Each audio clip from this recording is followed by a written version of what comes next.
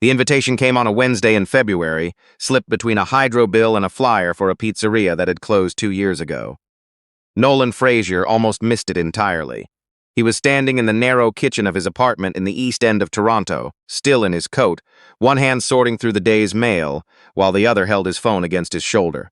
Jasper, his 9-year-old son, was somewhere in the back bedroom doing something involving Lego bricks and what sounded like a dramatic battle narrative. The envelope was cream-colored, heavy, sealed with a gold wax emblem. The kind of envelope that cost more than the dinner it was inviting you to. Nolan's name was written across the front in handwriting he recognized immediately, though he had not seen it in 4 years. Margot Delacroix. He set his phone down on the counter. For a moment he did not open it. He simply stood there under the kitchen's fluorescent light, listening to Jasper narrate the destruction of what sounded like a fortress, and felt something old and inconvenient move through him. Not grief exactly, more like the sensation of touching a scar in a place you forgot had once been hurt. "Dad," Jasper appeared in the doorway, holding a plastic knight by one leg. "You look weird." "I'm fine." "You look like you did when you got the parking ticket." Nolan almost smiled. "Go finish your fortress." Jasper studied him for one more suspicious second before retreating. Nolan opened the envelope. "You are cordially invited to the grand opening gala of the Lake Point, Toronto's most anticipated architectural landmark of the decade, Friday, March 14th, the Lake Point Tower, Harbor District, black tie." And beneath the printed text, in that same careful handwriting, "It would be good to see you, Nolan. I think you'll be impressed by what Roland has built. Margot." Nolan read that last sentence twice. Impressed by what Roland has built. He folded the invitation carefully, placed it on the counter, and went to start dinner. But his hands moved through the familiar routine of boiling water and chopping vegetables with a kind of mechanical distance, because his mind had already gone somewhere else entirely. 4 years ago, Nolan Frazier had been the kind of architect that other architects quietly envied. Not famous, not wealthy, not on magazine covers, but gifted in the specific, unglamorous way that actually matters. He could look at a structural problem and find the solution that was both elegant and honest, the kind of solution that, once you saw it, seemed like the only answer that had ever existed. He and Margot's had been together for 3 years by the time everything changed. She was a marketing director, polished and ambitious, and she loved him with a kind of practical intensity. She appreciated his talent the way someone appreciates a valuable piece of equipment, as long as it was working correctly. The accident happened on a Tuesday morning in March. A construction crane at a site he was inspecting failed. It was the sort of thing that happened rarely enough that most engineers went their entire careers without ever seeing it. Nolan did not go his entire career without seeing it. He spent 11 days in a Toronto General Trauma Ward. His right hand, his drawing hand, sustained nerve damage that 3 surgeries could not fully repair. He regained most of his grip strength, but the fine motor precision he had spent 15 years developing was partially gone. He could hold a coffee cup. He could not draft a technical drawing to the standard his work required. Jasper was 5 years old and came to the hospital every day after school with Nolan's mother, pressing his face against the window of the ward when they wouldn't let him in. Jasper's mother, Nolan's wife Renee, had died in a car accident 2 years before that when Jasper was 3. So it was just the two of them now. It had been just the two of them for a while, and the accident had not changed that arithmetic, only made it feel more exposed. Margot came to the hospital once in the first week, then less, then not at all. She came to his apartment 6 weeks after he was discharged, while he was sitting at his drafting table attempting for the 4th day in a row to complete a technical sketch by guiding his right hand with his left. The lines came out wrong. They always came out wrong. She stood in the doorway and watched him for a moment. Then she said quietly, "Nolan, I need you to understand something." He put down the pencil. "I fell in love with what you were building," she said. "The career, the work, the trajectory. I'm not built for this." She gestured at the apartment, the medical paperwork on the table, Jasper's coloring books on the couch, the hand-strengthening equipment on the kitchen counter. "I'm not built for this version." Nolan looked at her for a long time before he answered. "That's honest, at least." She left that evening. She took her things from the shelf in the bathroom and the 2 bottles of wine she had brought over months ago and the spare key from the hook beside the door. She did not take back anything she had said. Some things, once said, cannot be taken back. What Margot's did not know, and what Nolan had no particular desire to tell her, was what happened in the 8 months after she walked out. He could not draft by hand anymore, so he learned a different language. He spent his first month of recovery watching parametric design tutorials at 2 in the morning while Jasper slept. He spent his second month building models in software he had previously considered too abstract for practical use. By the 6th month, he was producing structural concepts in digital form that his former firm's senior partners were quietly asking to license. By the end of the first year, he had co-founded Frazier and Gill Design Group out of a converted office in Leslieville. By the 3rd year, they had a team of 12 and commissions in 4 provinces. He never announced any of it. He had no interest in announcement. And then 14 months ago, he received a project proposal from a development firm called Chestwick Properties, a luxury residential tower on the Toronto waterfront. The proposal included a brief, a budget, and a request for a concept submission. Nolan submitted a concept. He heard nothing back. 3 months later, the Chestwick Properties website published renderings of their flagship project, the Lake Point Tower. The facade design was his, not similar to his. His, the parametric shell geometry, the staggered glass panel sequencing, the specific rhythm of the structural fins along the south face. It was his concept, his design language, his work, submitted in good faith and never returned, never rejected in writing, simply absorbed without credit or payment. His lawyer filed the intellectual property claim in November. The gala was scheduled for March 14th. Nolan RSVP'd yes. The Lake Point Tower stood at the edge of the harbor like a declaration, 82 stories of steel and glass that caught the last of the winter light on a Friday evening and scattered it across the frozen lake in long, pale ribbons. Even Nolan, standing outside the building's entrance with Jasper's hand in his, felt something involuntary move through him at the sight of it. Because it was beautiful and it was his. "It's really tall," Jasper observed. "It is. Are we going inside?" "That's the plan." Jasper looked up at him. "Why are there a bunch of people in fancy clothes taking pictures of it?" "Because they built it and they're proud." Jasper considered this. "Did you help build it?" Nolan looked at the tower for one more moment, in a manner of speaking. The lobby was already crowded when they entered. Bay Street money, federal arts funding, architectural press, the particular species of Toronto socialite that made it their business to appear at every significant opening. Servers moved through the crowd with champagne flutes and small plates. A string quartet played near the centerpiece installation, an illuminated scale model of the tower displayed on a rotating platform beneath a ring of downlights. Nolan and Jasper crossed the lobby without hurry. Beside Nolan walked 2 people, Patricia Sung, his intellectual property lawyer, compact and precise in a charcoal suit, carrying a leather satchel that contained, among other things, a copy of the IP claim filed that November and the full evidentiary file documenting the design theft.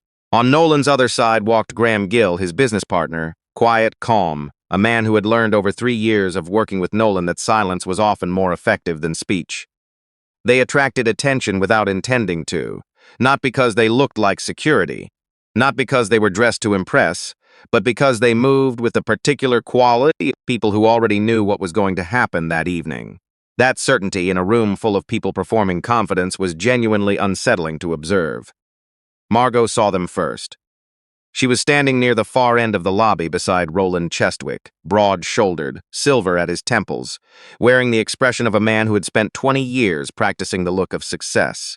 Margot wore ivory silk and a diamond bracelet, and she looked exactly the way she always looked in rooms like this one, composed, in command, grateful to have arrived. Then she saw Nolan. Her posture changed so subtly that almost no one noticed it, almost. "Dad," Jasper said quietly, looking at the scale model on the rotating platform, "that building looks like your drawings." Nolan looked down at him. "Does it?" "The lines on the outside, you were drawing those on Sunday." "I was." Jasper frowned, processing this with the focused seriousness of a 9-year-old who took information at its proper weight. "Did they copy you?" Patricia Sung glanced sideways at Nolan. Graham Gill looked at the ceiling briefly. "That's what we're here to find out," Nolan said. Roland Chestwick reached them first, extending his hand with the smooth instinct of someone who had spent his career turning strangers into allies before they knew what was happening. "Nolan Frazier," he said. "Glad you could make it. Margot speaks of you occasionally." "She sent the invitation," Nolan said. He shook Roland's hand without ceremony. "Congratulations on the tower." Roland smiled. "Remarkable project. The design team did extraordinary work." "Which design team?" Patricia asked pleasantly. Roland looked at her for the first time. "I'm sorry?" "The design team responsible for the parametric facade system." the shell geometry and glass panel sequencing specifically. She tilted her head. I'm Patricia Sung. I represent Fraser and Gill Design Group in an intellectual property matter regarding this building. The smile on Roland's face did not disappear immediately. It faded the way light fades at the end of a clear day, gradually, then all at once. Margot arrived at Roland's shoulder. She had crossed the lobby without seeming to hurry, but she had hurried. "Nolan," she said. Her voice was careful. "I didn't expect you to bring—" "My lawyer?" He looked at her evenly. It seemed relevant. "You look different," she said it before she could stop herself. He did not answer that. Jasper, who had wandered slightly to examine the scale model at closer range, turned back at that moment and noticed Margot looking at him. "Hi," he said simply. Margot looked at the boy. Something shifted in her face. "Hi, you must be Jasper." "Yeah." He looked at her with the direct, assessing gaze of a child who had learned early not to be easily charmed. "Dad said you used to know each other." "We did. He said you made really good coffee." Margot blinked. Nolan looked at his son with an expression that was not quite a warning. "It's true," Jasper said, unapologetic. "That's what he said." Margot pressed her lips together briefly. Not against a smile. Against something more complicated than that. Across the lobby, word was moving through the crowd in the way that serious information always moves through rooms built on performance. Not loudly, but unstoppably. A development lawyer near the bar had pulled out his phone. Two city councilors had stepped slightly apart from their group, heads together. Roland's communications director had appeared from nowhere and was standing very close to Roland's left ear. Roland's easy authority was beginning to cost him effort to maintain. "Whatever you think you have." "We filed in November," Patricia said. "The claim covers the parametric facade design, the structural fin sequencing, and 3 secondary design elements present in the submitted concept. The submission was made to your firm in good faith in response to a formal project brief.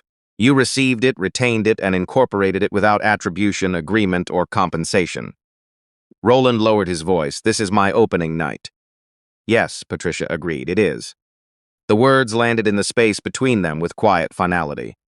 Roland looked at Nolan, not at Patricia, not at Graham, at Nolan. There was something in Roland's face that was not quite anger and not quite fear, but lived in the territory between them. "You planned this?" Nolan met his eyes without expression. "You used my design to build an 82-story building. I came to the opening. That seems proportionate." "Nolan." Margot's voice was different now. "Queter, why didn't you just—" "Tell you." He looked at her for a long moment. "Tell you what, Margot, that the man you chose after leaving me had stolen the work you left me for doing?" She had no answer for that.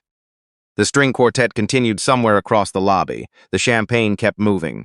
The scale model kept rotating under its ring of white light, and the building above them, elegant, commanding, unmistakably bearing the design language of Nolan Fraser's mind, caught the city light through its floor-to-ceiling glass and scattered them across the polished floor. Jasper reappeared beside his father and pressed his small shoulder against Nolan's arm. "You okay?" Jasper asked. "Yeah," Nolan said, and meant it. The legal resolution took 7 months. Chestwick Properties' insurance carrier negotiated a settlement that Patricia called appropriate, which in legal terms meant it was larger than Roland's team had initially offered and smaller than Patricia had initially demanded. The particular outcome that signals both sides spent the right amount of time being uncomfortable. The settlement was not public. The story, unfortunately for Roland, was. Architectural press picked it up first, then the business section of 2 national papers, then the kind of conversation that turns industry news into dinner party material for a weekend. Roland Chestwick did not attend the Toronto Development Gala the following autumn.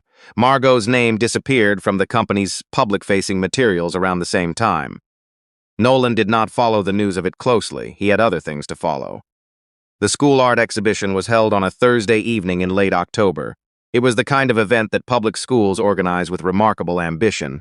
Folding tables covered in craft paper, children's artwork taped at uneven heights along gymnasium walls, parents holding plastic cups of watery punch and looking genuinely moved by drawings of their own houses. Nolan arrived with 10 minutes to spare, still in his work clothes, and found Jasper immediately, standing in front of a large watercolor pinned in the center of the gymnasium's back wall, waiting with the specific impatience of a 10-year-old who has been excited about something for 2 weeks and needs it acknowledged. "There you are," Jasper said. "Here I am." "Look," Jasper pointed at the painting. It was a building. Or rather, it was a version of a building seen through the particular visual logic of a child who had grown up watching his father work. The proportions were enthusiastically wrong, the scale cheerfully inconsistent, but the design language was unmistakable. The staggered glass panels, the structural fins along the south face, Jasper had painted Nolan's design. "It's the tower," Jasper said, "but better because I made the top into a lighthouse, because I thought that was more useful." Nolan looked at the painting for a long moment. "That is significantly more useful." Ms. Bernier said it was the most technically specific artwork she'd seen from a student my age. Jasper said this with practiced casualness, which meant he had been thinking about it for days.